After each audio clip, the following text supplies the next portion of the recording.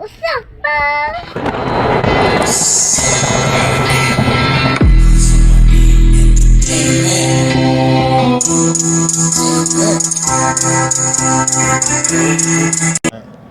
Finally, but what's going on? This is CYA. I'm the Love Machine. We got Vero from Mi Vida Loca? no, not that, but from Echo Original Park. homegirl from Echo Park. Yeah, say, ooh, gang member. And her husband, Mike, Big Mike. Big Mike. AKA Casper. aka Casper. Casper. Were you in the movie too, dog? I had some parts in it, like in the background scenes, but I was helping out more with like the tattooing, the fake tattoos. Oh, stuff. no shit. Yeah, I was helping the makeup artist do the tattoos. No shit. Oh, wait, real quick, how many actual homies did they have in the movie that were actually from Echo Park? Everybody that you see in the background scene, like where they're having the meeting of the homeboys. Yeah, I see Okay, that. so all those guys were original homeboys. A few of them that were jumping in. What was it? Ernesto, right? He gets jumped in that day. One of them gets jumped in. Yeah. Yeah. So a few of them were also original. They were actually stalking them too, like, Yeah. motherfucker, this ain't the movie. You going back to where you come from. Accidentally, yeah. Yeah. I was checking it out because it's been a minute since I seen it, man, and man, that was done what in the early 90s? 92 we were filming. Came out in 93. And that was how was the budget on that movie? I don't know. She had Sony Pictures. That was a Sony flick? Yeah. Her dang. Cinelise was her production. Yeah. In Cinelise, right? Centerville. Centerville. And then Because it was supposed to be made for cable first, Oh. but then I guess they had tested it out in New York, and it did good, so they brought it over here and showed it on the big screen. Yeah. So how did it all come about? You know, everybody out here doing their thing, and then just somebody came, hey, you guys want to come on the movie, or how did it go? You guys had to go audition?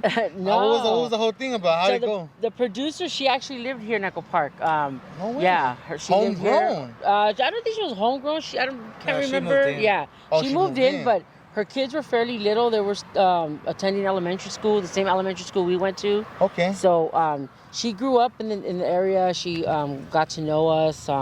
She used to get off and on the bus with my mom. I guess when they would come home from work, and she would always tell my mom that she wanted to do a movie about girls and gangs. And she told then as they started talking, she found out that I was my mom's daughter, and it went from there. She told my mom came home, told me, and I'm like, yeah, okay, we'll see what's up. And she would come and talk with us too, like hang out, talk with us, and tell us about doing the movie. And we were like, yeah, whatever, we're just like, here's another person just trying to, intrigued in us, I guess, right? And no, 6 months later, she came with the script. Oh shit! So she's just moved in, and she happened to be a producer.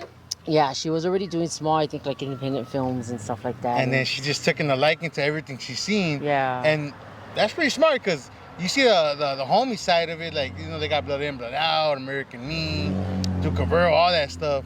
But then she put the spin on it, like, let's get the girl's perspective out of this. Yeah, that was the first time they did it like that. So I think it might be like the it was the only one. Yeah. Right? Yeah. Because I don't think I ever seen another one where they come out like that, where it's No. just. And it's authentic as fuck though, because like right here in the backyard in LA, like LA County, but Echo Park, they put a big shine onto this area, and Yeah. and that's crazy. Yeah, dude. because then after that, there was a lot of other filming that was being, filmed after she did hers. Like, they had that quinceañera, and they tried to throw Echo Park in it, and some of the gangs. And I don't even remember the story that. But I know it had to do with like gentrification that came in. These white guys, Irish guys that bought property and throwing out. They saw a little scene where they threw out a couple Mexican families But no, yeah, that was the only authentic girl movie that's out. I think nobody's ever tried, or I don't think topped it. How was it interacting with like Selma Hayek? I forget the guy's name, Mr. Duran guy. And Jesse Borrego. That's his name, Jesse Yeah, Borrego. Jesse Borrego. And then what was the other guy that came out on Friday After Ernesto, Next? Jacob Vargas. Jacob Vargas. Yeah. How was it intermingling with these guys? Were they tripping out? Like, I think we were That all. was him, huh? The little shorty. The Yeah, short guy? yeah. Oh, no wonder I knew. I thought I confused him with the guy that does what's it called? Narcos, Mexican.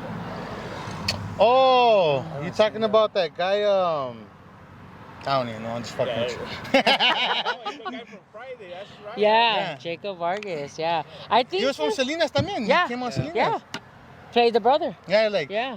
the bumper ripped up and they're like anything for Selena, Yeah. you know? That's And the same dude. Yeah, I think now he's on the road, or he's part of that TV show with Gabriel Iglesias, Fluffy. yeah, the He's fluffy guy. a teacher on that Yeah. on that on the show. that program right there. Yeah, dude. Yeah.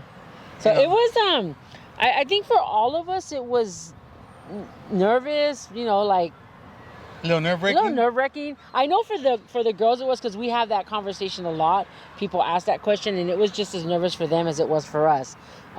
Being ourselves, and then just the fact that they're looking at us because they're learning from us. Yeah. I mean, they really studied us. So the way we walk, talk, put our makeup, dress, and I mean, some of it was a little corny when they were talking, because we don't really, say some of half the shit they said, but. It was cool. It was cool and nerve-wracking for both of us all, Did these people actually, like, because I know on Blood In, Blood Out, they say that they make the actors actually live in East LA in a certain area or whatever, and they actually live with gang members, and they learn to pick up all the estilo and the whole vocabulary, todo, and that's why it came out kind of like, oh shit, like these dudes are actually, you would think they're actually gang members from East LA. Yeah. So did that happen over here? They just came in, did their thing, and then No, shot back to where they had to they go? didn't come live here, but they did study us. Yeah. They did, yeah. They sat there and they looked at, they hung out with us. There was times where we would just hang out, like when on the set, and that was them learning from us, and Yeah. we were just shooting the breeze, bullshitting. And That's right. So let me ask you, right? So at that time, were you like really into gangbanging? Like, were you? oh yeah, Now, did this open your eyes to a different world? Like something else that you could do? And you're like, So fuck, you guys- fuck what I'm doing here. I Yeah. could possibly be, moving forward in the movie business or maybe music, or did that make you want to go that route instead of fuck this gaming? Because that was the whole concept of the movie when Giggles came out. She's like, I'm gonna get a job and I'm gonna do this, and then she reverted going back to being a gang member because she was like, nothing's working out for me. Let me go back to that. So when the movie happened, did you guys were like, you know what, maybe there's something else I could do, or did you guys like, fuck it, we can go back to the neighborhood and kick it? no, it was, I can't say for everybody, but I know for majority of my homeboys and homegirls during that time of filming, like we all had, we were all going to school still, even if it was continuation. We picked up summer jobs, so we always had a busy teenager, like childhood growing up. I know I did. I was always every summer job the Centro de Pueblo had, I would sign up, and I was in there. I worked for City Hall at the age of 15, 16. I was working for the police and fire department. I was working for the sanitation. So these were cool programs that they had during the time that I was growing. So money was always a factor to me, and then Hustler. selling dope. I was, I started partying, getting high, and then one thing led to another. Somebody asked, can I buy? And I sold and saw the money coming in, and it just went from there. So that mentality of making money was always in me. The movie didn't change me. I don't think it's changed me. It didn't If people give look me- at you different, some people go, if you come out of a movie or something, people are like, oh, here goes Hollywood. She thinks she's all, Yeah. you know what I mean? Because people tend to hate, and it sucks because sometimes it's people in your inner circle or people Oh, close to you. man. It's like, man, dude, you like, why you hating? Congratulate me, man. We're buddies, so supposedly we're buddies, During we took a long gap right before I started coming out and doing stuff, and the other actors got busy. We always kept in contact, especially the girls. We always kept in contact with each other, and they got busy doing, filming. They had kids and, got married, raising a family. We were doing our own thing too. So we missed out a whole, all these years of doing meet and greets with fans and the fans getting to know us. It wasn't until about 5 or 6 years ago that we started actually doing this, and the fans started coming out and wanting to see all of us. And I do a lot of meet and greets with the girls. Before COVID hit, we were everywhere doing shows and stuff like that. But it wasn't to the first show that I did where I really realized the fan base that was there. and not, but the generation of it, because it was grandma, daughter, daughter's daughter, you know. So it was a trip to see that generation come out in the fan base, and the fact that they even recognize me, because Mousy, Sadie, you know, Sad Girl, Baby Doll, they're like the main actors in the movie, yeah. right? So for them to recognize me on the side and know that I was original homegirl, but when they hear my story, it's like, oh shit, she is the real deal, you know. And, it's like, and that intrigues them more, and I think that's what blew my mind. And I was like, man, you know, after the first show that Sad Girl had did in La Puente, I believe it was, we sat down and she was like, we got to do this, we got to come out and give the fans, you know, what they want and let them meet us. And I'm like, I'm down, you know, let's do it. And we started doing that. So just seeing everybody come up to us and tell me their story and how it impacted them, I think that was is a blessing to hear how it impacted them, because a lot of girls shared that story. You know, the dating their homeboy and the other one dated, and it happens. It was really real life stuff. Yeah. So to hear the stories, it was a trip. It was a trip to hear it. And yeah, I see it a lot. Like Blend Out, they do their tour. Daniel La Paz is always on about doing his thing. Papa is doing his thing. Yeah. And, you know, I trip out because a lot of these dudes, like, you think they're homies, but they're actually like real good actors. Like they talk all proper, like, you know, compromiso, you know, all that good shit. They actually are like that. But you know, when it came down to becoming a homie, they play the shit out of that part, man. Yeah. And it's a trip, but you know, you guys are more authentic, and that's why I think draws more people. And forever, these movies are gonna go down in history. Like, you ain't gonna have too many movies like these, you know, that are so authentic at that time, that period in time. It's like, you ain't gonna get that. I think the fact that the director let all of us have input in the movie is what made it so real. She gave everybody an opportunity, you know, to speak their voice. When we sat down to review the script, you know, we would read it, talk it over, like, no, I don't like the way this sounds. No, we don't say this. Yeah. Some of it, like I said, she kept, because it, you know, Hollywood had to be Hollywood. And I think and the fact that she let us take her to where we purchase our clothing, and we showed them how to do our makeup, and you know, same thing with the guys, they were able to intervene. Everybody had a role. And if you see at the end of the credits, a lot of the people that had the makeup consultant, the tattoo consultant, the music consultant, a lot of them were my original homeboys and homegirls that had part to do. Yeah, so I think that's why it was so real when it capturing that whole 90s right era, and during that time we kept it. She really took what we had to say and she ran with it. She really took our opinions and ran with it. That's dope that your actual neighbor just, you know, end up doing all that and gave you guys the power to do that. That's dope. And throughout all this, you were already dating her? We started dating around that time of the filming. Yeah. I always knew who. He's super personal. So his nephews and niece went to the same elementary I did. I went to school with his nephew, older nephew. Yeah, with his nephew. We're about the same age. But I would always hear about Uncle Mike because of his niece, and but never. He was gone for 8 years, so we never talked during that time until he came out, and yeah. Uncle Mike's it. Well, shit. I was always into older guys, so never dated anybody younger. He's the same way. He's into older guys. He was never. Okay, so let's get back to next question. So after this movie came out, you became like a community activist? Yeah, I was still doing work in accounting. I had did it for about 10 years. I just happened to get my foot in the door, and I took classes at Glendale Community College, and then I got my foot in the door. And in 2013 or 14, when did Eric pass? I think around that time, right? 13, 14? I think. Yeah. So around 2013, 14, one of my homeboys, two of my homeboys got killed, and it was an ugly shooting. And I had a friend to come out that was doing gang intervention. Okay. And she wanted to meet the family. And back then I hadn't knew any of this, like gang intervention program. And this is all funded and held by the city of LA. Mm-hmm. And she approached me. She was like, hey, how you doing? Blah, blah, blah. And, you know, we started talking. And she was like, I work for this program, and we offer help for families when they lose loved ones through gang violence or just any kind of violence. Mm-hmm. They help pay for the victims of crime. So they get several victims of crime so they can help pay for the memorial services. They help get family therapy, food, stuff, whatever it was they needed. And she wanted to talk to my homeboy's lady that he had passed away. She wanted to talk to the family.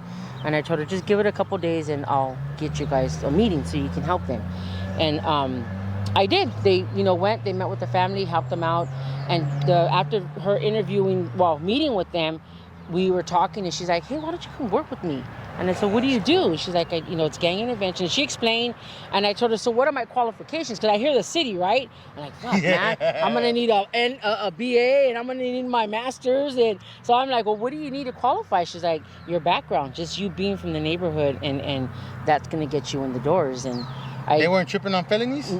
You could have it as long as... I'll be right back. Let me go get one. I mean, it can't be a recent one, right? But there was older guys that had, rap cases, and they were working there. And I was blown away because I'm like, damn, all this... And apparently this GRID program has been going on for years, and I didn't know anything about it. So got my foot in the door, and I started working. I got hired like maybe a month after we had met with her agency, and I did that, and my area was, of course, Echo Park, so I was dealing with gangs from Diamond Street, Crazies, of course, my own neighborhood, Temple Street, other neighborhoods that I had to intervene with. And my role was just to go out there into the schools, educate the kids on the violence, gangs, drugs, stuff like that. And then kids that were getting in trouble would get referred to our agency. Then, so we would have like one-on-one meetings with the kids just to see what they're struggling with, how to help them beat barriers. But a lot of it was most of it was hard work because you had kids that were living in an area where there's like surrounded with gangs, nothing, right? There's like 6-7 gangs around one area that they're living at, So you have Belmont, you had 18th Street, MS, Rockwood, Temple Street, Diamond Street, Echo Park. So it was like, it was hard to try to get these kids away, the ones that wanted to get away or the ones that wanted to help, but all we can do was just educate them as much as we could and try to educate the parents on awareness of the violence, and then also help kids who were getting high, that were abusing drugs and doing stuff like that. So I got really involved. And I stood there for several years, and a couple of my homeboys were coming out of jail, and they were hit with a gang injunction. And while they were in prison, hit with this injunction that was illegal because first of all, they're still in jail. Exactly. They're not out here committing violence, right? Yeah. So one of them came up to me and asked if I knew about this, and I said, no, we hadn't known anything about it. And it was like a big old page, a big old book, like a Bible looked like. And I'm flipping through the pages, and I'm seeing all these pictures of gangs that they're saying that are all on that list. And I'm looking at the pictures, and they're pictures of other neighborhoods, of guys from other neighborhoods, but they were saying they were from like Apple Park, from Frog Talk, from Diamond Street, and like, these pictures ain't nobody who they're claiming, right? So then I started getting really into it, and I'm like, all right. So I hit the page where they mentioned my brother's name, my husband's name, my nephew's name, and my kids and my nephews. So I'm like, oh no, this is serious. Now you're trying to say that my family is the head of this gang, and this is the leader, this is his his soldiers, and the kids were going to be next in command. Damn. So they're painting a picture of you guys being like the meadows of a gang. Yeah. And they did that for every neighborhood that was in that injunction. They pinpoint certain people. And their gang experts were, of course, the Northeast Police. One of their officers were gang experts, which were all a piece of shit. And we found that out in court, after time went by. But I had to get involved. I was like, there's no way my family's going to be singled out. There's no way I'm going to allow this to, even get to where it got to. And somebody had posted on Facebook about the injunction, and they were going to have a meeting at Elysian Park, and I showed up. And it was people from the community. I guess a neighbor got the paper. I don't know how she got a hold of it. So she was really into the community, and she knew people from like Oakland, San Francisco. Where else did they come from? I think they even came from New York. San Diego, Santa Barbara, Santa Oh, Ana. shit, damn. So our second meeting was a huge meeting, and these Santa Barbara and I think Oakland had already faced gang injunctions, and they had already fought. So they came and they educated us, and it went on for months. I think like a whole year we did this, and they educated us on our rights, the youth's rights as a gang member, or just in general, right, as a member for the community. And I took it from there. I got really involved. There was opening seats for our neighborhood council. A lot of us that was helping for the gang intervention, we got nominated to be part of our neighborhood council. And I had the highest votes ever of a woman in Echo Park to be nominated for neighborhood council. And I wasn't going to do it. I remember walking away and telling him, we're at the meeting and voting's ready, right? And they're like ready to tell who got it, who didn't. And I remember walking away, crying, telling him, I don't know if I'm ready for this. Like, I don't know what I'm doing, you know? I just know I had a mouth, and I wasn't going to shut the fuck up about it. You know, and everybody could tell me your voice, it has to be heard. Yeah. Your story has to be heard. And when they said I won in the numbers, I started bawling and crying, and I'm like, oh my God. I came back out and I told everybody, you know, thank you. And I told everybody I wasn't going to do this. I voted to piss off LAPD. I voted because I wanted them to know somebody from the neighborhood, somebody that grew up, and yes, somebody that is from Echo Park is going to do something about it. Stand up, yeah. And when I won, I was like, now I really got to show these people what I'm about. Oh yeah, so that put a big target on your back then, huh? Yeah. Cops were fucking with you even more? Yeah, they would. They really wouldn't fuck. They didn't start fucking with me till after, but they would target my brother, the kids, and when I say the kids, my nephews, my son, my homeboy's little kids, but mainly my brother and my brother's son, because my brother owned and still owns his property right on Echo Park Avenue, and they always wanted to take that house away from him. They thought it was, you know, drug owned, and you know, because it sold drugs, but they didn't know, and they know now, but they didn't know that my sister-in-law was the breadwinner, and she's the one that was able to, you know, provide to buy that home, to keep it, and to keep the upkeeping of it and stuff. And then when my brother, so they did their best. They did their best to fuck with my brother, torment my brother. They raided his house. They would, you know, get him on false accusations. I mean, it was the most they did. Then they started coming around to my house. The more I started getting louder, putting it out there, they would come to my house, sit out in front of my house, drive by there, or just hang out. And I remember one day, I think you called me, huh? He wasn't hanging out in the front with my homeboy that lived in the front. Cops are out there, and I went out there pissed, talking shit. Get the fuck out of here, motherfucker! You fucking piece of shit. And it was, we went through a lot. I went through a lot. Went through a lot of harassment. I was targeted so much, but I didn't back down. The more I spoke up, the more my voice was out there, the madder they were getting. But they knew that they couldn't really do nothing. You know, there was not much they could really do because they didn't have anything on me, so they would fuck with my brother. You think they took it too personal? Very personal. Right? And till this day, it's still that way.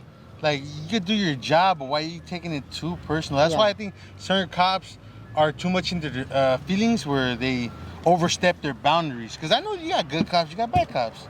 But it seems like sometimes they overstep their boundaries and take it too personal, where they just waiting for you to jaywalk, or you park in red, or anything like that. They just too personal sometimes. Yeah, and they still do. They still do. They what do you say? They know me better than they know you? Yeah, remember trip out one time I was doing community service. I came home and there's a cop at my house, right? And he's questioning her about where's Casper and this and that, right? So I'm coming back and I'm like tripping, like why is this cop right here? Yeah. And I walk right by him, like, hey, how you doing? How you doing, sir? I walk right by him, went inside the pad, and he's still questioning her, like, where's Casper at? Like, he didn't even know who the hell I was, but... He passed by right in front of him, and he said hi. Yeah, and he was like, oh, hi, sir. Like, fun. That's how stupid they are, you know? Yeah, it's just them trying to make their name. So every how can I say it? police station, they have their rookies, right? Their rookies start off, and then and they're trying to make their name and come up, become detective next. So the more that they do to harass and fuck with a lot of the homeboys, they it's a point for them. Right? It's like a point system. Earning their stripes, right? Exactly, earning their stripes. So it's that's what they were doing until I got involved and started speaking up and putting my voice out there and letting them know, hey, we're not these stupid gang members that you think we are. You know, we're all educated. And mind you, a lot of my homeboys, majority of them, all had jobs. They all had regular 9 to 5s. Yeah, they would come out occasionally, hang out at the liquor store, drink after work. But who wouldn't, right? Yeah, I look at you just and the white or other people, it's leisure time. That's their time to hang out, cool down, have a couple of chelas. Yeah. Us being raza, that's what we do. We'll hang out, drink, shoot the shit. That doesn't mean we're out there gang banging or causing no type of ruckus or anything like that. And all it took was one cop, Bobby Hill, who was from Northeast Police Station. He came from 77th Division out in South LA. Yeah. And this motherfucker was the dirtiest ever. Everything that we found out about him after I was blown away because he sued his own 77th precinct because his fellow officers were complaining about him, all the stuff that he was doing, and everything that he was doing out there, he brought it here to Echo Park. He would fuck with the vendors, take their fruit, throw it in the trunk. Oh, shit. He was a real asshole. That's a crooked real asshole. I ran into cops that actually plant a gun. Whose gun is this? Like, nobody was packing. Like, what the fuck? Like, whose gun is it? We're like, what the fuck? But there's crooked people out there. I had a point where I was getting harassed where, like, I'll be at my apartment and then the cops will be outside and I'll be playing video games. And then when I'll come out, they'll pull me over somewhere like, hey, so you like boxing, you like playing your video games? I'm like, how the fuck did you know? I didn't know these motherfuckers would be outside, but they kept trying to fuck with me for every little goddamn thing until they got something on me. That's another story, but they kept just pressing the issue and fucking until they fucking finally get you. But he was falsifying shit, putting people away for criminal threats, things that didn't even happen. Like I took out a group of kids. They had a community event right here at the Walgreens on Sunset, so I took a group of the kids with me because they didn't want to go because they knew police was there. So they're like, can you go? I'm like, sure. Even had a baby in my hand. I can't remember who the baby was, and so I took them. We took them. The kids are in line. They're like 13, 14 years old, maybe now little teenagers. So they're in line waiting to get their hot dogs. And I hear this lady like freaking out hysterically talking to my nephew, right? And because her name was Rosie Bontanzo. She was part of the neighborhood, I don't know if it was neighborhood watch or whatever it was, but she worked hand in hand with that officer, Bobby Hill. And they were out, like I said, to target my family. And she saw my nephew and didn't want my nephew to get in line to get a hot dog. And I see a little commotion going on in the corner, and I don't remember who was sitting next to me. I was like, hold the baby, and I gave him the baby, and I went over there to go see what was happening. Well, she was pushing my nephew out the parking lot, and I got in between her. I said, don't you put your fucking hands on him. And I'm like, somebody needs to call the cops, and I'm yelling out because I already knew what her tactic was going to be. Call the police, and she was going to call that officer because she had him on speed dial. And I'm like, call the police, record, somebody's recording. Thank God Walgreens, the Walgreens got involved. So when the police went to go look at videotaping, they saw that it was her that was causing the problems. But it backfired because that cop ended up turning around saying that my brother was making threats to her, and they filed criminal threats on him. That's crazy. If you look at it in retrospect, by her pushing your nephew, that's a form of kidnapping. Yeah. Because you're pushing him against his will. Yep. That is crazy. And nothing happened to her. That whole thing of her pushing, the cop seeing the video from Walgreens, nothing. My brother ended up going away to jail. He was facing like over 10 years for the criminal threats and then the life in danger of her and whatever else she was claiming. And that's when we were like, oh fuck. That's when I knew my voice was part to blame, but I knew they were listening. Yeah. You know what I mean? Yeah, I sparked the fire in their ass and they didn't like it. And we continued. Thank God my brother came out.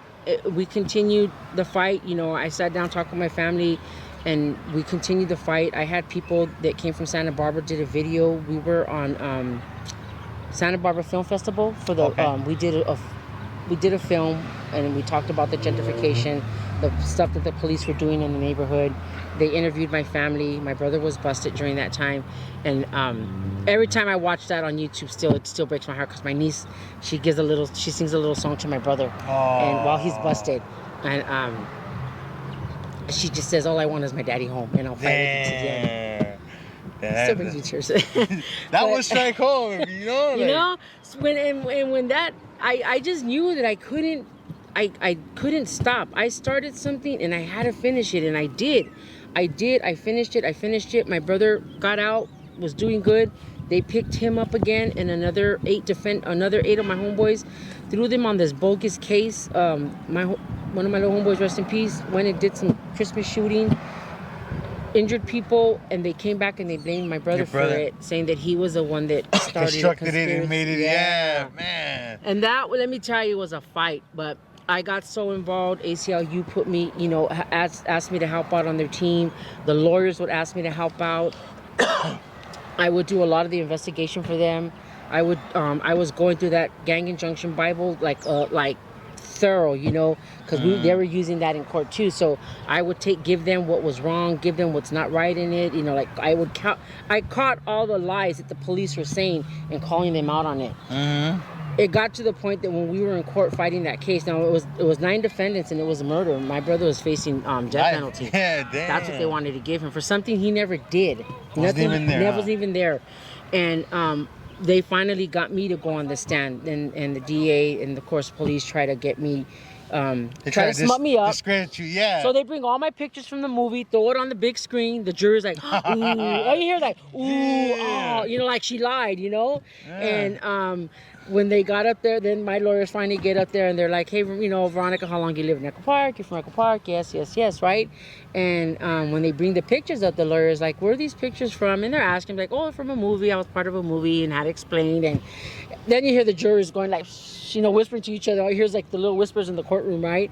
And I'm like, yeah, because they felt stupid. Oh, yeah. Here you had Northeast had their gang expert testify about me, that they swore I was this big time gang member, and these pictures were all from my gang life. Movie, yeah, right? yeah. But didn't know that it was from the movie. Yeah. And didn't know that I was gonna have all my original copies. So it was a big thing. I went through so much. My family went through so much. He, my ride or die, he stood by me and just stood quiet. I would force him out to go with me. Things that he didn't want to do, but he would do it. Did it for me. And I always, he didn't believe in some of the work that I would do for the kids because some of them, majority, will turn their back on me for helping them. But it wasn't. How can I say it? They were more stuck on the dope, so I didn't blame them particularly for turning their back on me. I know it was the drugs that just. They didn't want the help no more, and whatever happened, and that would bother him, because I see where it would bother him, because you're actually trying to help, and then it's like almost like they're giving you the finger, like don't mind, yeah. like, you know what I mean? I get his point of view where he's seeing it, because he's on the outside looking in, and you're actually interacting with that person. He's seeing, I'm going with my heart. Yeah. Well, he's seeing how that's hurting you, or and he feels some type of way. I understand that. Yeah. And what do I always tell you? As long as I As long as you could help one. As long as you know what, she already did, because she helped me. Because before I got with her, I was out there gang banging, getting in trouble. So when I met her, it kind of slowed me down, because now I'm married, now we had a kid. That's what's up. She did help somebody. Yeah, hell yeah. One right here. Aww. Yeah, that's what's up. He was my worst kid, trust me. Because you figure 8 years gone out of his life, and he came out, and I'm like, explore, have fun. What do you want to settle down? But we settled, but it was still like, it was still guiding him. Yeah, no, you're right. I was there making sure that Mike, 12 o'clock, go home. Come on, you should be home now. What are you doing drinking still? And no, waking him up in the morning. Come on, you got to get up for work. Hurry up. And making sure he had his clothes, and making sure, I'm calling the phone. Because we weren't living together at the time. I was still at my mom's, and he was still here. And, we're always back and forth. But yeah, you're right. You consider yourself old-fashioned? Huh? You consider yourself old-fashioned compared to the younger generation now? Because I like the old-fashioned, like my lady's old-fashioned. She limpia, cocina, prepares my clothes, all that. And I try to do 50-50. I don't like her doing everything. Yeah. You know, I try to help out. Do you consider yourself old-fashioned though? No, we're 50-50. You're 50-50? I cook though. I do cook a lot. I used to, and then I got really sick with my health. I couldn't mess with a lot of the chemicals like the pine salt, Clorox, and stuff like that because of my lungs. And then he started taking over a lot of the cleaning in the house. But I make sure I cook. We go do laundry together. We fold clothes, even though we hate it.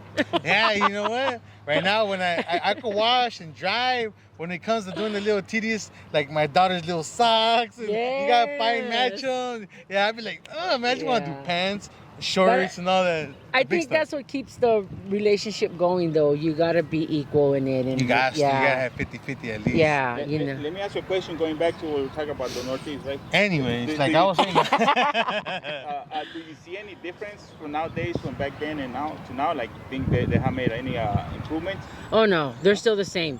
Still the same. So there was a cruise last month right here on Sunset, and my brother again, right? Target is driving. He's not driving, but he's with one of my homeboys that just purchased a bomb. And what year? I don't know. What year was Alex? I love bombs. It was in the 40s. I don't know. Yeah. Oh, in the 40s? Okay. So, of course, it didn't have the tags, right? I don't even think it had paper tags or whatever. But he's, and that day I'm filming for my men's launch, right? My men's line's coming out, and I'm filming that same day. So, my brother's coming because he's going to be one of my models. And we're at the corner, and my homeboy's in the corner in his bomb with my brother and his kids in the car. So, they're turning. As they're going to turn, I see, here come the cops.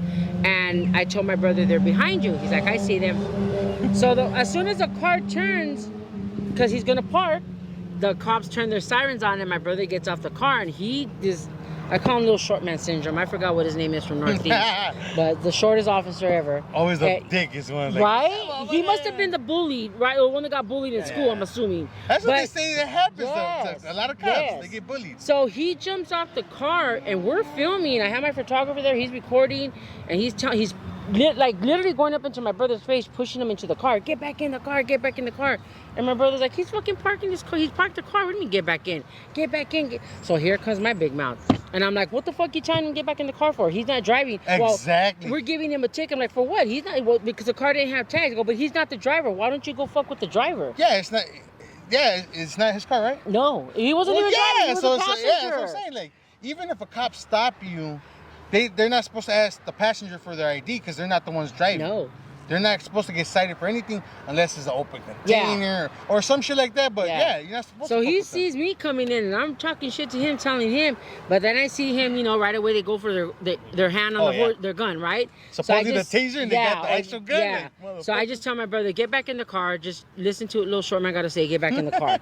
He gets in the car, and he's pissed. The cops. I have video. The cops just like this, and like, bitch, and I can see him like under his mouth, right? Fucking bitch. So he walks away because here come the other Northeast police officers, and he's like, well, the car doesn't. He's telling the other cops, what's going on. But this bitch comes and has to ruin it. He's like, that's right, the bitch is fucking here, and what? He said that? Yeah, I told him that's right. I go, and I got it all on camera. My brother didn't do shit. So what? What are you gonna do? Give the fucking guy his ticket and let him go. And he was mad, and the other cops like, is he always like this? I'm like, yeah, always. He just has. They have an issue with my brother, and I say it goes back to that one cop that I talked about, Officer Hill, and he painted this picture of my family and mainly my brother too, and I feel that in the police station they have this wall where it's a shrine of my brother and us, and every new officer that comes in, they share their history, because every new officer that comes in, they know you guys. Yeah, they address us by our name, and I'm like, who the fuck are you? You don't even know them, but they know you. They know who you are. I get that shit from time to time. They be like, Carpio, like, so it hasn't changed. I never seen you before. You're a rookie. Let's see if you know his name. Camacho. Officer Camacho? Camacho, back in the 90s. Camacho. Cypress. I think so. Cypress. He allegedly he was the one that would pick you up and go drop you off in your enemy's neighborhood. Oh. That was actually a thing too. Yeah. That's crazy, Yeah. dude. Like, Like no. do they shit. They would pick us up, take us to the police station, and make us walk home. Yeah, they did that to me a lot. Yeah. They would take me over there to detective station, and that's all 18th Street. We don't get along with them. Yeah. And they would tell me, "You want to go home? The door's right there." Start walking. Like they know you're gonna catch Hey, the blues. I walked down a couple of blocks, and I look down the street, and all I see is like homies crossing back and forth. I'm like, fuck that. I went back to the station. I used the payphone. Hey, pops, come pick me up. If I would have tried to walk through there, I would have got it. Yeah. You know? It's like they look for it. They probably even want to see it. They're like, let's see this. Yeah. Let's see this guy get Yeah. fucked up by his enemies. One less Yeah. homie on the streets. Yeah. You know. That's fucking Then crazy. you had I don't know if you remember Vega. Vega, yeah. Vega, McCain. Clean. Is They were it clean? partners. Is That he was his still partner. around? I think, yeah. The I white think guy, he's a tall one, yeah. Yeah, they're the ones that got me. Yeah. Yeah, they're the reasons why I went away for like I would have got you too. Late Ugly motherfucker. 80s, early 90s were the best fucking crash units we ever had. Best. They were cool. They were understanding. They were lenient. They would come, check, pat the homeboys down. All right, continue drinking, whatever. That was it. As long as you didn't have weapons and you weren't doing anything wrong. Yeah, leave you alone. I get it. There's certain cops, like I said, you got your good ones, your bad ones. They catch you with some mota, all right, get the fuck out of here. As long as you got a gun or heavy drugs, like heroin or something like that, they'll kick you loose. Like, you know what I mean? Because LA used to be like that, and then they started being a little bit more digs. Gardena, anything you got, they putting you in. Yeah. Fucking the sheriffs would be like, you don't got no guns, no fucking heavy duty drugs? Get your beer, get out of here. We're like, oh, hell yeah. You wouldn't mind getting stopped by them fools. Right? And then, and some people like, don't search my car. They still search your shit. Yeah. A la verga. I think a lot of it has to do with the gentrification in the neighborhood, the changes that's happened. I'm going to be honest and just say that white people didn't want us here. And no, you know why I'm saying that, guys? Because if they would have done their job correctly, there wouldn't be so many people going away like the way we did, Yeah. Like, because of their stupidity. I mean, it was my stupidity too because I was out there fucking around, but they gave me 26 to life. But they would have done their job right. Yeah. Yeah. And there were a lot of dudes in there like that, You know what the bowling point of that? The money that they took from us, because we're all hard workers. Our family, my parents, my dad, my mom, we're all hard workers. You took that money to fund police, to detain people for all these bullshit. Yeah. 10 years for gang enhancements? Damn. Another additional for gang allegations, 10 years? Like, you put people away for... I know it's not stupid, but in our eyes it's stupid, right? Especially if you weren't doing like serious crimes. Yeah. Now, serious crimes, okay, you kill somebody, to rob, whatever, go to jail. I understand that. Cool. I'm not arguing that or knocking that, but for the stupidest shit that you put all these people away and all these years that they spent in jail, thank God a lot of them did get reversed. But look at how old they are now when they came out. Yeah. But I did on my time. What's it called? This is how I got busted, right? So I was 14, walking on the streets. First thing they did was they tried to run us over, right? Because I was walking, and me and my homeboy and his lady, and I just felt my homeboy push me. And where I was at, the fucking car just flew. Wow. And they didn't get us, right? So they stopped, came back, pulled their guns out, and they took us. We didn't know our rights. We were 14, 13, right? We go to the police station to the northeast, and it start fucking me up. Right? So I come out with fucking all fucked up, but that was the last time I came out, Yeah. I mean, I didn't go out. I came out to fucking juvenile hall. That was it. That was in '92. You get me? And since we're juvenile, we don't have that many rights. That's the thing. As a juvenile, you don't have rights, dude. Yeah. You have certain rights, but they won't let you. In court, no, what the cop says. Yeah. That's it. Yeah. You know? And I think it's still that way now. I know kids can get educated on their rights as they're getting pulled over. So like if you're a minor, if you're not or known as gang affiliation, right, with the gang, then they really shouldn't be questioning you and asking you anything unless an adult is there. And they shouldn't take pictures of you either. They did that to me. They fucking were taking pictures. I'm like, hey, you can't take my picture. And they're like, they still took it anyways. Like, yeah, they don't care. They're gonna do what they want to You do. know what I mean? It's because like, in juvenile court, you can't really argue that shit. So, do you think this closing YA thing? What do you think of that? Like that? Because right, you know why, right? Well, you've been to right, your way, baby. it's the youth academy. So you have to. but as messed up as it was, the juvenile is still separated from the older guys. As a juvenile, you want to prove yourself. You have all that energy. You want to stab this, do this and that, right? Stab this. No, that It was know, like still gangbanging But it in there, sounds right? funny. Yeah. It sounds funny. They called it gladiator school for Yeah, a reason. yeah, That's where you yeah. get your stripes. you do, you know, and that's what you do. You get your right and you make your name. So when you get upstate, they know you know. But now they're sending these youngsters Straight to the joint. upstate. Yeah. Now think about this. I got lucky, right? I got fucked over, but whatever. I still did my life term. I got out when I was 22, from 14 to 22, and I learned some things. But now, imagine you would have been straight up to the pen as a juvenile at that age. You would have gone, the older homes be like, hey, go do this jale. Go stab that fool, take him out. You ain't getting out. You're vulnerable and you're Yeah. impressionable. Yeah, They're you gonna, don't have you know a what I mean? choice. You got to do it. Yeah. You know? What I'm saying is like you're gullible as a kid. Yeah. You want to prove yourself. By the time you reach a certain age that you start thinking that you actually may have a chance to get out and change, you don't have that chance anymore. That's my issue with closing down CYA. You know? Yeah. I think they should have kept it open. I think they should bring it back, but enforce a lot of things that they didn't enforce back then. So the way you do it in prison, in the men's prisons, right? Because it's a lot more enforced in there. I mean, I'm sure there's shit that people still get away with, but I think just enforcing it more with youth authority and having the right. And then it's hard because not just the youngsters want to make a name, but these damn deputies, right, want to make a name. Yeah. They want to prove something. So I mean, it's hard. I think that's the hard part, to bring it back and then trusting the people that you're hiring. I think that's one of the issues, one of the biggest issues, because you already know you're bringing juvenile that they're wild, they're messing up for a reason. They're in there for a reason. Yeah. Now the people that you hire should be able to be grown up enough to work there and know why you're there. You're trying to help them change. Yeah. You get me? Hey, it doesn't like, okay, get more strict on the rules. You know? That's fine.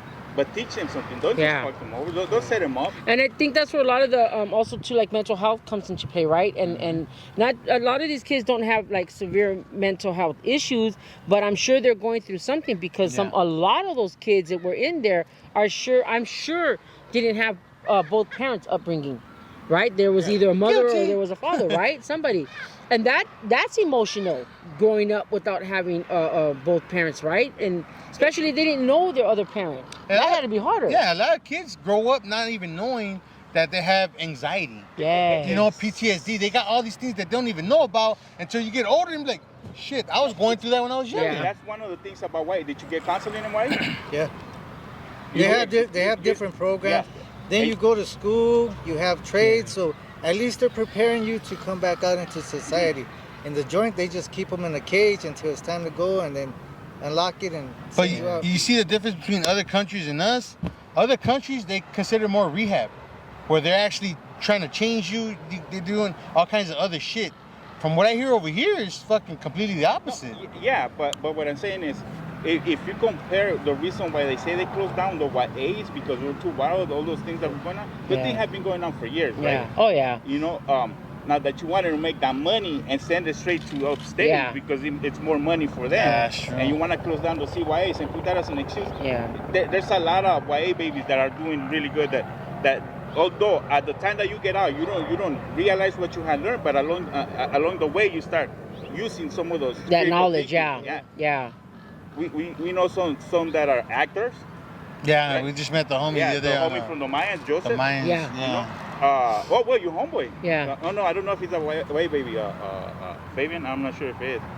I don't know. Okay, so we have another one that's a businessman. He's on his own businessman right here. We have one that owns the west side, the original all those states for Mattel. Oh. He's the main guy. So you know they use all that what Chino they Mike? Way. Chino Mike. Chino Yeah. Mike, Chino he's Mike. fucking doing it, man. Mhm. Yeah. We got Chino Mike. We have a lot of people. You get me? That things that you learn in way and they help you. You get me? Yeah. So I do have an issue with closing down YA. I know there's a lot of people that voted for that, but I think those people didn't really see the big picture. Those people that voted weren't, how could I say it? I think if they were to do another vote, maybe now and this time, right? I think they would probably have the more yes majority votes than they did the no's. But I think now it's different because with, like I mentioned, mental health and stuff like that, it's really big now. And you got a lot of people that are for that, you know, to help people with mental health issues, to help people with the anxiety, depression. I think now if they were to reopen it, bring the therapy back in, but enforce it more, right? Even do classes, because I know sometimes I do it with my adult homeless people, right? Give them classes on education for it. Yeah, you know, give them bring those classes back in, the things that they used to do, but really enforce it. I think it would be beneficial, because I think it is pretty fucked up sending a 17-year-old, 16-year-old to prison. Yeah. We're talking about 14, 15. That's crazy. Well, a man's considered to be a man at the age of 27 now, or something like that. That's when the guy's brain fully develops. 25. I think they pushed it to 27 now. Yeah, I think they pushed it to like 27. That's when you're really considered a man. From there and down. Not a man, when you really start rationalizing. Well, yeah. Okay. That's when you come out of YA at 25, you start thinking like, fuck, what am I doing? That's why you see a lot of YA babies don't go back to the point. Yeah. You know? But yeah, my opinion on that was like, I really disagree with that, you know? Yeah. I mean, I don't know, like back then when you grew up right here in your body and you see little homies, I'm sure you had some homies that were, more homies that were white, baby. Look at your man. Yeah. Yeah, but you know what the problem was like before, like in the 80s prior, most of the little homies, they were getting busted for like non-serious crimes. After the 80s, 90s, everybody was going in there for murders. That's why they said, you know what, these guys are getting too sophisticated with their gangbanging and shit like that. Let's just send them up to state where they're going to do the rest of their time anyways, you know? Mm-hmm. I mean, I agree with the youth authority, because you do a crime one time, you should have the opportunity to make a change, you know? And they did give you the opportunity, because you would have to go to school. You would have to go to school in the morning if you didn't have your high school diploma. You would have to go to trade to learn some type of craft, you know? Yeah. And then they had college program. I went to college, I got my AA there. So, you know, there is opportunities to better yourself if you want to, you know? Mm-hmm. And then they had counseling, they had, you know, anger management or drug classes. I had to go through the alcohol program. So, I mean, it doesn't mean you're going to use those skills, but at least you have access to learning something different, you know? To the critical thinking they teach you know, because I just like when you teach out here to these kids, right? It's like they're not going to change right away. No. That's a seed you're planning for when they get older. Yeah. And they think back, huh? They become they're in that position where like, fuck, then their brain snaps out of it. Like, why am I doing this? I'm better. And CYA, we had that pride, right? Yeah. You had to look good in YA. You always had to... Oh, yeah. Your pants crease, your shoes shine. They had to be mirrors. And you know... That's almost military, though, huh? So what that teaches you is out here, once you go down, because a lot of us went down as drug addicts. Like, I was homeless twice. I was doing drugs. But I had that mentality, like, why? You know, I've never been like this. You know, like, I was never... So that mentality, my mind went back to that. And those skills start coming back little by little. That's what we push. I don't know if you do the same thing, but sometimes you just push yourself to do something and like, fuck, I don't know how to do it, but I'm just gonna fucking do it, you know, just for fuck, you know. And that's what I learned from YA, you know. Yeah. Can you come closer to the mic? We can't hear you. I told you to bring your mic. I got it. Anyway, okay. Now jump into another subject. The whole gentrification thing. It came on the news when they're saying they're pushing out a lot of raza from these houses because they upped the rent just to get them out, and now you guys got more let's say different races moving in where they can afford these rents. So it got some pros and cons. Yeah. Pros, they're fixing stuff up, cleaning stuff out and stuff like that. Cons, they threw out all these people that have been here for decades. Yeah. Years. What's your point of view on all this? I didn't like it. Part of being with the neighborhood council, gentrification in a lot of the new buildings that were being built here in Echo Park was one of the main topics that we brought on the table. I didn't like it, but you know, at the time, people were being offered money and shown these big checks that in their eyes they thought was big, but in reality it really wasn't. It wasn't. Yeah, because once they took that money, they ended up moving where? Apple Valley, Palmdale, Lancaster, Victorville, Riverside. Yeah. But even when they went out there, they still couldn't afford. They were barely making it. But when some families were scared, which is why they took the check. Some families were being bullied by police too, and city people were conning them, and it was a big thing, and this was all known, like found out after the fact, after they had already moved. Yeah. So it was like couldn't really do nothing.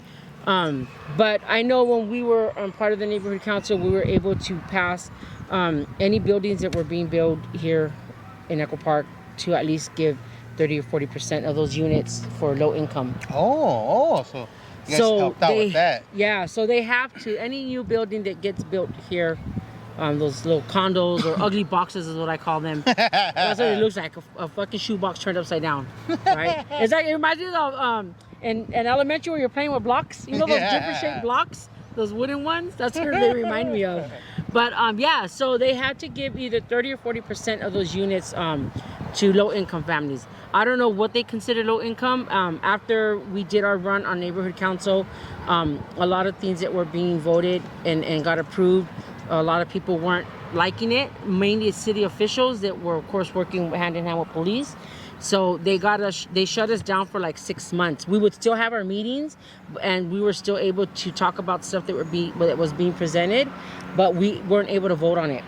They put a freeze on a lot of the stuff. So the only things that we were able to implement during that time was the gang injunction getting overturned, which it did, and the housing. I think those two right there, I guess, two of the biggest steps you guys could have took. Because first of all, gang injunction would give a lot of people a gang of time and get a lot of people off the streets. Yeah. And I think it was kind of bullshit because you can't hang out with a friend just because you guys are from the same neighborhood. Yeah. Or shit like that. That's kind of stupid. Even wearing clothing. It was like you couldn't wear nothing that said LA or Dodger because you were considered a gang member. And we brought this up to Dodger Stadium and they fucking straight shut the door on us. Didn't want nothing to do with it. And that, I'm like, first you took my family out of Chavez Ravine, right? Which is real Chavez which is Ravine his right dad, here. was his dad's hometown, and you did that thing of kicking Raza out, and then here you got your stadium, whatever, and you say you give back to communities and to kids, but when we came to ask for help, they want nothing to do with it. And it's like you should have gave back because you took already so much from people that lived here, generations of families. You should have at least implemented and helped. We ended up just dropping with Dodger Stadium. We're like, whatever, we learn, right? You learn your lesson. You know who people's true colors after a while, and when you don't got money, it's hard to try to fight a lot of these issues in the community. That's true. But you got a voice and you got a mouth and you got people to help you. You can still make pushes and changes. It'll take a lot of fight, but you can still do it. So back to that whole gentrification thing. So what'd you get out of it? You don't like it, or you think things should have went back to the old ways, or like I could play devil's advocate right now and be like, you know what, change ain't always good, but for the most part now, as I see it's changing, you see a lot of, what do you call them, hipsters. Yeah. So now when you're raising kids out here, they don't see what they used to see, which was all the violence and all the gang stuff like that. You think that's better now, or you rather had to go back to the old ways? I say it's both. I like it. I don't like it. I like it. I'm not a homeowner, so I can't say I benefit from it. Mm-hmm. But my brother and my sister not being a homeowner, they benefit from it. Houses are now at $1 million.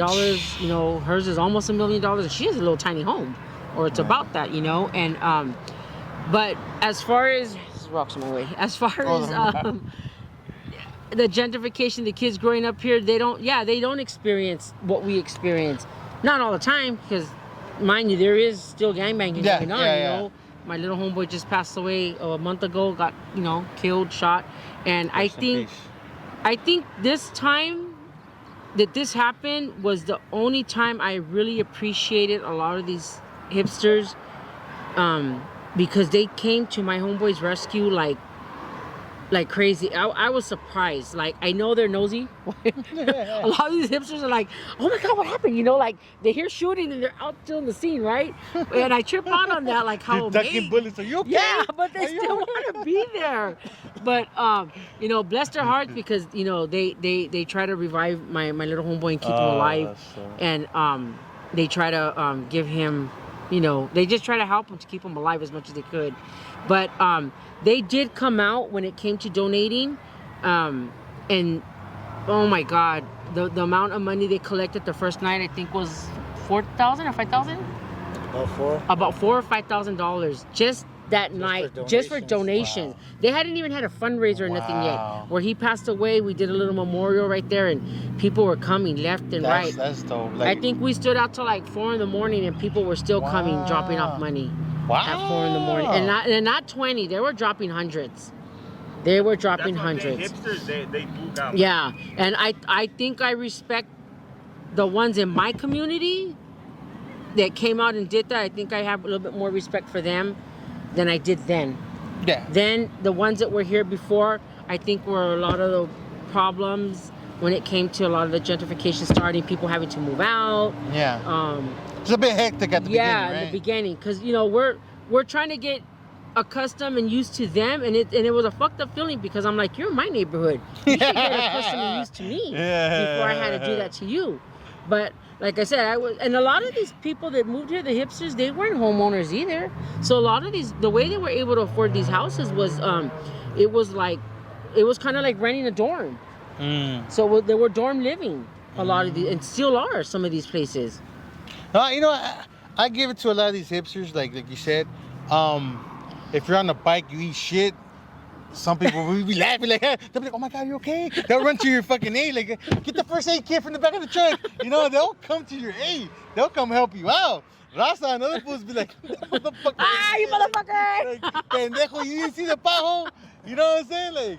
Like I give that to them. Like, they really are really helpful people, and kudos to them, man. Like, you know, they're doing their thing. You know, they're adjusting también, just like Rasa's adjusting. Yeah, they. You know, they love the neighborhood, and that's cool. They take pride. Can some of them be assholes? Yes. Some of them can. I think every race has that. You have that one, you know, hipster that, you know, wants to be mouthy until they get punched in the face. Or somebody lets them have it, and you know. That's what it takes, Sometimes I'm the guilty one. No.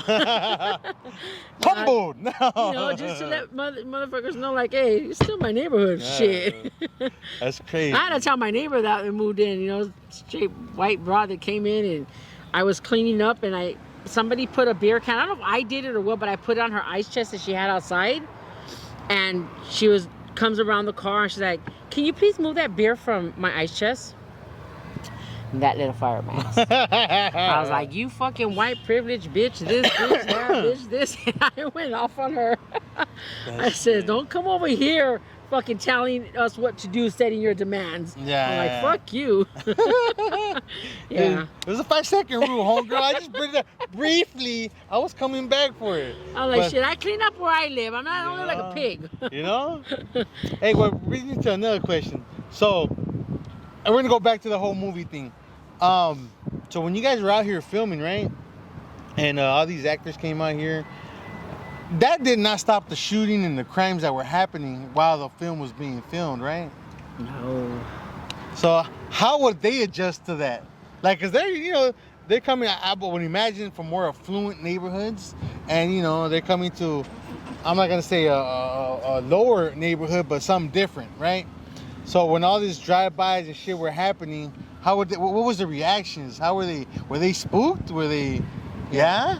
Yeah. Well, which one? We'd be filming up Echo Park Avenue. You could hear down the street, bah, bah, bah, bah, bah. We're like, go, and we didn't have phones back then. You know, it was a pager, or somebody called somebody's house and told that person, and so it was like just to see the reaction, because to us it was norm, right? But it was more like, okay, make sure this person's okay, or are they okay, or anything happened, and you know, then they were scared. They would, you know, huddle with each other like, "Oh my God." Go in the trailers. Happened. Yeah, go in the trailers. Is everybody okay? But, you know, we're concerned. So then that drew concern for us, because we didn't want nobody to get hurt, you know, especially, and then witness one of us die or them. Yeah. Like, we didn't want any of that to happen. So then the times of the filming started to change. So was there anybody like yourself that would go to other neighborhoods and be like, "Hey man, can you guys, you know, like, can we cease fire for this duration of filming," or is it just fuck it. Whatever happens is gonna happen. Yeah, no. Yeah? We just let it, just roll with it. Just roll with the punches, huh? That's when the gang banging was like At its full height, right? force. Yeah. It was 'cause if you went serious. to your enemy's neighborhood and that's like, hey, they're filming about my neighborhood. That'd be like, man, Oh, that would even. We're gonna make it Yeah. worse, It huh? was serious. I didn't even think about that part. They'll be Like, wanting to get in the movie too. Yeah. oh shit. I think that's where the hate more came from Echo Park when people found out the movie, you know, Echo Park was, because we were actually a neighborhood in the movie. Yeah, you know? exactly. A They didn't lot of change the it other- up. Yeah, they didn't change it. A lot of the other movies, their names are different, or they were made up names. Yeah. So Yeah. we were actually Echo Park in the movies, and I think that's where a lot of the hatred came. But yeah, it was on and cracking during that time of filming. And How was working with Summer Hayek? Did you meet her? Or? yeah, we got to meet her, but she wasn't really out there with us. No. Couple of times, how like But she wasn't even a known actress. Yeah. Back then. Yeah, you could tell that back then she wasn't really too. yeah. known. And if you see interviews about her, she won't talk. I've never once have I heard anything about her mention anything of this movie. She won't talk about it or acknowledge it. I don't. Next time I come across that chick, I'm gonna ask her. Yeah. What's up with Duran, fool? Because that's where she got her yeah. start. Yeah.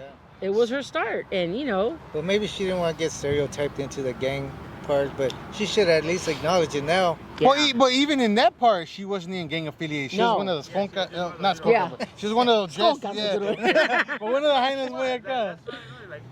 Yeah.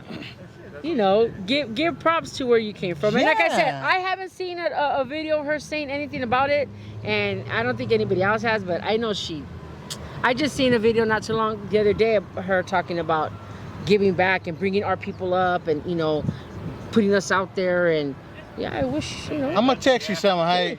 Tonight, Selma Hayek. I wish I'm gonna you hit would, up. girl. I follow you and you don't, you know, respond to my messages. But that would be nice if you give Me Vida Loca a little props, you know? Yeah, she don't come out to none of the reunions or anything, huh? When you say the reunions are for people like they want to go check you guys out. So next year we celebrate 30 years. That movie will be 30 years old. Damn. And yeah, so I'm gonna do my very best, and I want to plan something here in Echo Park, and kind of do like a meet and greet. I don't know if everybody's gonna be here. I know Sad Girl, she lives throughout Mexico. She travels abroad and lives throughout Mexico. Oh no shit. Yeah. Baby Doll, she's always here. Shadow, the one that played Little Shadow, he's always around. I see him a lot. Also, Little Sleepy. What they call that girl with the team? Whispers. Whispers. That's the one I like. I told you. Oh, I'll tell you that later on. What? No. That Like rumors, like. no. Yeah, she ain't from my neighborhood. my cousin said that that was a neighbor or something, neighbor's cousin or something like that. That they spoken to her. But yeah, she's around. She's still around. She goes around with you guys? Nah, she's not from my neighborhood anymore. No. Oh no. No, she's from enemy neighborhood. Oh. Well, she was originally from your neighborhood. Yeah, she was. Oh, and then from, yeah. Wow. And she got. Yeah. Never mind. Never mind. Yeah. There. I hope it changed your point of view of her. No, but you know what? She had an opportunity to do things because I remember the girls asking me, the actors asking me if I didn't mind her coming. And I was like, no, I'm an adult. I know how to be civil, you know. Yeah. And I was like, no, as long as she's cool, she's cool. The more the merrier. Bringing her on board would have hyped it up even more. But she didn't want to. She didn't want to, and I know because she's very prideful with her neighborhood and cool, you know, to each his own. Well, the way I look at stuff now is what I see is a lot of fools from like when you meet a lot of people at car shows, you get people from all kinds of different neighborhoods and they just coexist. Yeah. I don't know if it's the love of the cars or people are just too grown to be with the little kid shit nowadays, you know? I would hope to think they're grown. You know? Yeah, but that's what it is. Yeah. Because a lot of ones that join the car clubs, they're trying to get away from their neighborhood. Yeah. So, who else are they gonna kick it with? You know? So, they meet friends from different neighborhoods in the car club, and then it becomes like their family. Exactly, dude. That's the thing I love about. I love bombs, Impala stuff like that. They're cool, but growing up since I was a little kid, I always liked the bombas. There's just something about them. It's Classic, a time. huh? It's a time capsule. You go Yeah. in there, you know. Even though I wasn't in the 50s and like that, but all the headroom compared to these cars nowadays. Yeah. You hit a bump, you stop out there, you're like, fuck. You know what I mean? With the bombas, you hit a bump, you're just bouncing. All that room. they made that shit with actual quality. Yeah. Nowadays it's like, you hit one of these fiber cars with a fucking classic, that fucking Smashed car's it. gone. You know what I'm saying? But Oh my god. that's just crazy, man. This is gonna be the next CYA interview with Beto, aka Stranger, your homegirl Stranger from Echo Park. Original homegirl. the movie. Mi Vida Loca. Watch out for part 2. I'm gonna put on the wig and I'm gonna be, you know what I mean? Little stranger, homie. It's gonna What's make up for up? Whisper. You know what I'm saying? Put on the blonde wig. I'm gonna be Whisper Cover Body, you know? Yeah. I couldn't work out no more. Talk the voice. Use the voice. How's Whispers? I got the cover body. My name is Whisper. I talk like this. Gotta whisper that shit. Radio that shit. Radio that shit. All right, so what major events you guys got coming up with? And I know you could promote we promoted your brand and everything. And what else you got going with that? I just launched my men's shirts for Mi Vida Loca. Yeah. So I got that, and all that's on my Etsy at Mi Vida Loca brand on Etsy. I also just launched my kids wear too. So I got kids. Yeah, I got a lot of, especially in the lowrider scenery, I got a lot of demand for kids shirts, and I couldn't figure out what to do, what I wanted. I knew what I wanted in my head, but I'm not the artist, right? And he is, but he doesn't have time to do my artwork. So, but I was blessed to find some really down-ass people, you know, throughout social media. And Lady Listo, she's one of my designers that comes up with my artwork, and she really knocked it out the park with my kids' design. It's a Suavecito truck with Ernesto, like as a little kid. And I don't know, I can show it. I don't know if it'll show it on the camera, but I should have brought the picture so you guys, the shirt. Hey, rumor has it that you got a Sony tattoo on your neck. Like, I'm part of Sony now. So I don't know if you can see the little picture in there, but Oh, that's dope. I don't know if his camera can capture it. But yeah, it's my little kid's line. So That's dope. and of course I didn't set Trip. You know, I figured because in the movie he's throwing up EP. Yeah. So I told her let's change it. You know, so I had her throw up in LA. So That's more universal. Everybody Right? can gravitate to that. Yeah. So it's a little Suavecito truck with the little boy throwing up the LA, and she's coming out with my little girl design too. So it's gonna be the opposite. That's A pink little truck and. That's crazy how on the movie you would think they will put up a Impala or a Bomba, but they actually came up with a truck, and in those days it was cracking because you got the back of the truck just going. That was crazy. Hey, they're back. They're bringing them back. Yeah, I see them. New minis, you got them back. There's a lot of different. It's just a trip to see all that coming back. You know, it's cool, and that's what I try to keep with my line. I try to keep things that were from that era, things that I remember wearing growing up. I got the little booty footsie socks. I got the scrunchies, bandana scrunchies. There's a lot of things that I got that, of course, the rings, you know, Smile Not Cry Later, the bracelets. So there's things that I try to incorporate and keep to that era with my brand, and then just kind of figure like what I would have liked to wear back then, or things that I would like to do. Are you doing any poster signings? I do. You do? I brought one for you guys. Oh, Let me show you. yeah. I'm keeping that shit, fool. You keep all the other stickers. So how many? Damn, that shit looks clean. Look at that. Damn. Shit. So this is a picture that you guys see on the internet a lot. The background, it's all the girls, but except I took Whisper out and added me in there. Because I am original. Yeah. So, and then I just had the girl roll with it, but that's for you. Thank you. Fuck. And I have yours in here. Thank you. Damn, this is Check it out. They're looking at it. Oh, fool. Don't touch. Don't touch my shit. And I signed it. I seen it right there on the arm. Hell yeah. That's what's up. Damn. That shit looks clean, dude. So yeah, so I do next year, being that it's gonna be our 30th anniversary, I'm trying to focus a lot on hitting a lot of the big shows, doing some big shows. I'm traveling a lot too, so if you guys are interested in having me out, send me a DM on Instagram, Veto Echo Park, and I do meet and greets, and I can bring along some of the cast with me as well. Hell yeah. Baby Doll's always down to ride with me, so is Shadow. But yeah, that's what I got going on.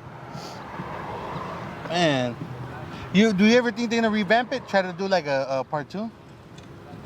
I just found out they had like a Home Alone Part 5, Home Alone Part 4. I'm like, God damn! I stopped at 3, you know, but Now with all these other home loans? So she had a script for part 2. I think she just pitched it back to Sony and they didn't pick up on it. I think she would probably hit it out to Netflix, Hulu. Now that we got all these, yeah, right? Exactly. I think that's where everybody's going. Yeah, now. I think if she would probably to bring that up and do it, I think it would be. You still in contact? Go financing now on his own and just make it and dance. Yeah. Do you still talk to her? Yeah. Oh yeah. We're on social media. We talk. She's a really, really dear friend to me, Allison. I would always hold the director in my heart. She ended up adopting my homegirl that passed away, her baby. And hey Jasper, we got a white baby right here. That's everybody. That's a good heart right there. For her to actually. Yeah. So she's forever. Allison will forever be in my heart and will always be family to me. And I call her my chingona producer. But the fact that she did that was a blessing. And he's now a producer himself. And no way. Yeah, he produced little movies here and there. Oh, that's dope. Lives out of state, and just living a whole life he would have never lived if he was here in Echo Park. Right? Yeah. A different opportunity. Different opportunity. I got a niece like that she's growing up in I think it's Arizona or New Mexico. And the homie wants to know who are you? You look familiar. Casper from Echo Park. There you go, Jasper. Hey, baby. What year is it telling you? I was there in 85 through 91. Can I put this back in there? I don't want to ruin this shit. I'm not trying to ruin this one. Probably 74 all the way to 2000 and something. Oh, man. Yeah, so that's what I got going on. I'm also doing a movie with The Real Homicide. You guys haven't followed him? Yeah.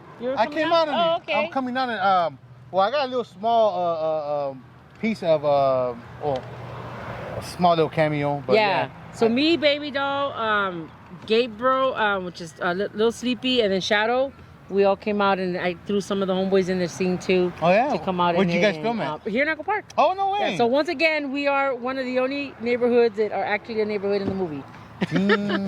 Yeah, I think he says he's gonna release it. He said probably by next year now. Yeah. I know he wanted to do it this year. They're gonna come out in the same episode? Same movie. Same movie.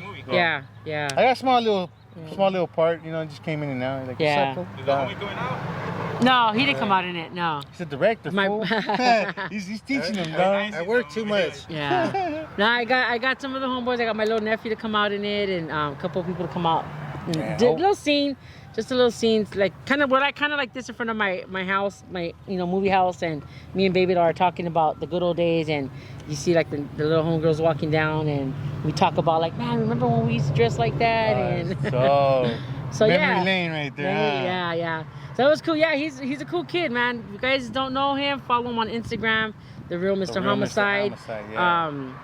He does acting himself, and he does a lot. He comes on a lot of little shows himself. Yeah, and then he's a rapper. Yeah, he referenced me to go to the agency that I'm at right now. Oh, okay. And then from there, I'm trying to branch off to different agencies. But yeah, he got me started because I asked him like, "Wait, man, which agency you mess with?" He goes, "Oh, we're face to face." I'm like, "All right, cool. Let me try it out." Went on there and got a couple gigs. It's cool, And got keep going at it. But yeah. Fucking Homicide. Back, Mr. Rob. Who? Rob Pineda. Oh, you're on live right now. Yeah, no, say saludos. Oh, hello. Yeah, so that's what but I tell you this much, doing what I'm doing now, I don't think I've ever experienced so much hate from people. What? Why? And oh my God, you know how you said earlier about your inner circle? People from within your own city. Oh my God, and these were people that have been friends for years, just hating on what I do, and I guess the popularity that I've gained, and but to me it doesn't feel like, how could I say it? It doesn't feel any different because I was always a popular kid in school, but is it a little different? Yeah, because I'm meeting fans now and stuff like that. But I still think I'm the same person. I'm humble. I'm always there to help. That's never changed. I'm always there trying to give back to somebody that wants to help, or somebody that's trying to start a business too. I'm always giving advice. But I learned the hard way, and it is what it is. I love all my haters and keep hating, because all you guys do is just make me grow. They're your biggest fans? My biggest fans. And it's true. Biggest. If you ain't, they said, if you don't got haters, you're not doing something right. Yeah. That's the famous. And obviously, my saying. presence, my God, and I can tell. Sometimes we come home from coming out, like going out, and he'll be like, "Fuck, did you see everybody just looking at you?" And I'll see some of my haters in the crowd, and then he'll be like, "Did you see everybody just looking?" I'm like, "Yeah, I do." And I see it, but hey, it is what it is, I'm a very humble person. I'm very loving. I'm very loyal. I'm always there to help and give back. But people take my kindness for weakness. Yeah. In a way. Yeah.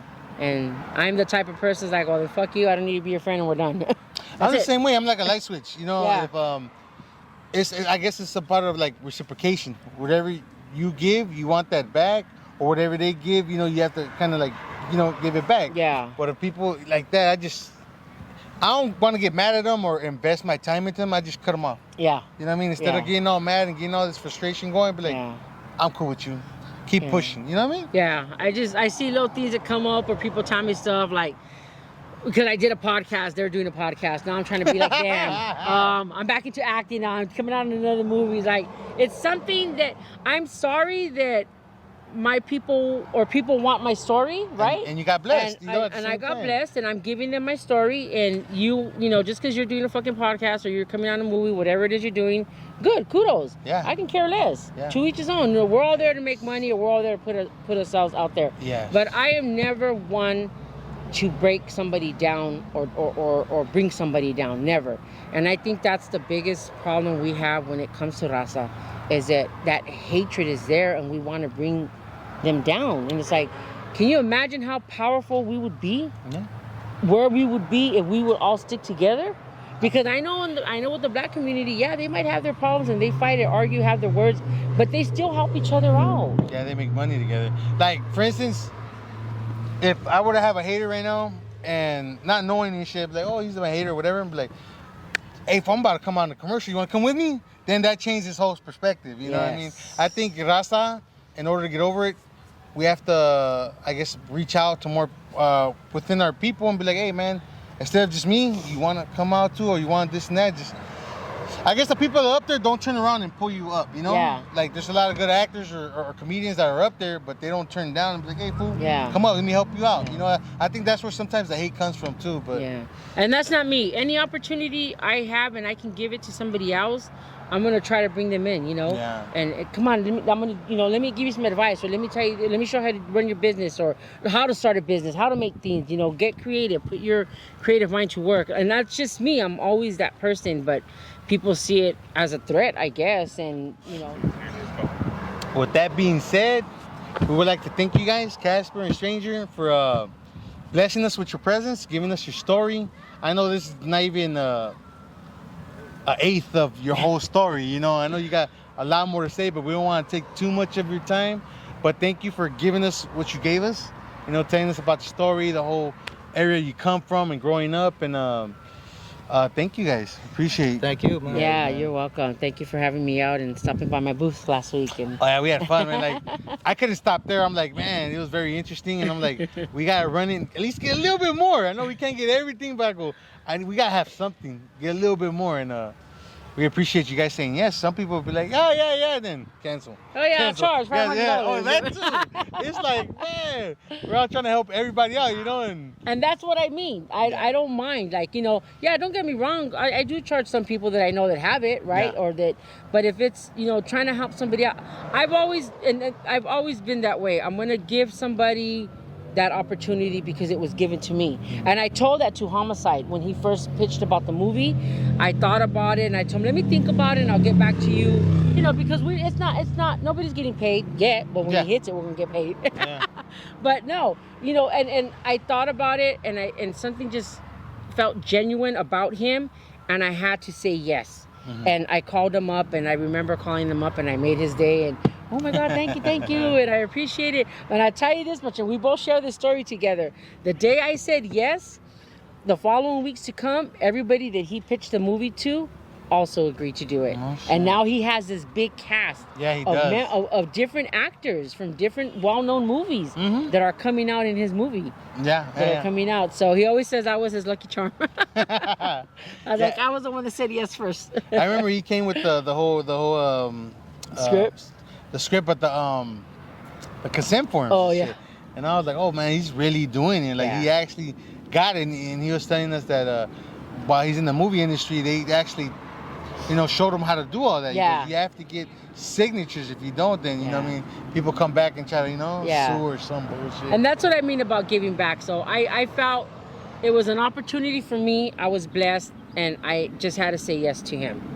Yeah. There we go. Yeah, well, hopefully, we can't wait till that movie comes out. You'll see us both on the You big know screen. what I'm saying? You see that guy over in the back? That's me, man. You can't see him because he's dark. A question for the fellas, right? For the white babies. For the white babies, right? How does it feel that a white baby landed you? How does he feel? How do you feel that you landed me?